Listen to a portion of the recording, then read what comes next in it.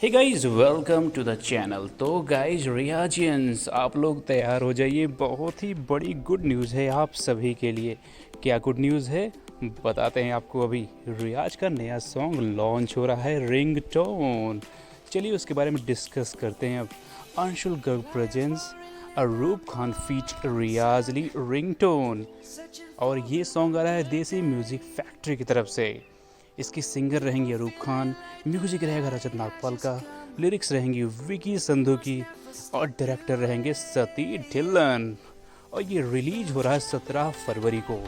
तो चलिए डिस्कस करते हैं कैसा सॉन्ग हो सकता है ये।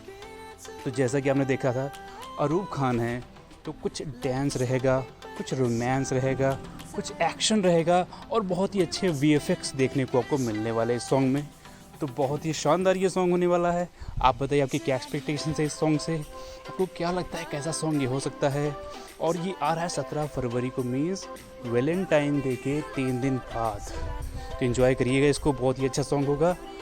और आपकी क्या एक्सपेक्टेशंस एंड रिएक्शंस हैं ये ज़रूर बताइएगा। आप बहुत ज़्यादा खुश हैं वो तो होंगे ही, तो ज़रूर बताइएगा। मिलते हैं आपसे अगली वीडियो में, तब तक बाय बाय, टेक केयर।